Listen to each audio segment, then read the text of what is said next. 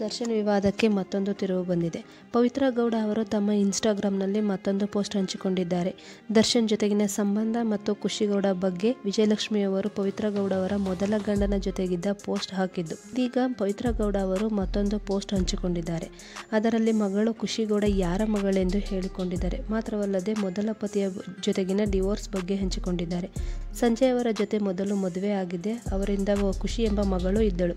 ಆದರೆ ಕೆಲವು ಸಮಸ್ಯೆಗಳಿಂದ ನಾವು ಅವರಿಂದ ಡಿವೋರ್ಸ್ ಪಡೆದೆ. ನಾನು ಹಾಗೂ ದರ್ಶನ್ ಕಳೆದ 10 ವರ್ಷಗಳಿಂದ ಸಂತೋಷವಾಗಿದ್ದೀವಿ ಎಂದು. ಈ ವಿಷಯ ವಿಜಯಲಕ್ಷ್ಮಿ ಅವರಿಗೂ ಮೊದಲೇ ತಿಳಿದಿತ್ತು. ಈ ವಿಚಾರವಾಗಿ ಅವರೇ ನನಗೆ ಹಲವು ಬಾರಿ ಕಾಲ್ ಮಾಡಿ ಮಾತಾಡಿದರು. ಅವರಿಗೆ ಯಾವುದೇ ಪ್ರಾಬ್ಲಮ್ ಇಲ್ಲ ಅಂತ ಹೇಳಿದರು. ಅದರ ಬಗ್ಗೆ ಸಮಯ ಬಂದಾಗ ಪ್ರೂಫ್ ಕೊಡ್ತೀನಿ. ಇದೀಗ ವಿಜಯಲಕ್ಷ್ಮಿ ಅವರು ನನ್ನ ವಿರುದ್ಧ ಪೋಸ್ಟ್ ಹಾಕುತ್ತಿರುವುದು ನನಗೆ ಬೇಸರ ತಂದಿದೆ ಹಾಗೂ ನನ್ನ ಮಗಳ ಬಗ್ಗೆ ಜನ ಕೆಟ್ಟದಾಗಿ ಮಾತಾಡ್ತಿರೋದು ನನಗೆ ನೋವುಂಟು ಮಾಡಿದೆ. ನನ್ನ ಜೀವನದ ಹಳೆಯ ವಿಚಾರಗಳನ್ನು ಹಾಗೂ ಪರ್ಸನಲ್ ಫೋಟೋಗಳನ್ನು ಪೋಸ್ಟ್ ಮಾಡುವ ಹಕ್ಕು ಯಾರಿಗೂ ಇಲ್ಲ. ಇದ್ರ ಬಗ್ಗೆ ನನಗೂ ಲೀಗಲ್ ಆ್ಯಕ್ಷನ್ ತಗೊಳ್ಳೋಕ್ಕೆ ಹಕ್ಕಿದೆ. ಆದರೆ ನಾನು ಈ ವಿಚಾರವನ್ನು ದೊಡ್ಡದು ಮಾಡ್ತಿಲ್ಲ ಎಂದು ಹೇಳಿದ್ದಾರೆ.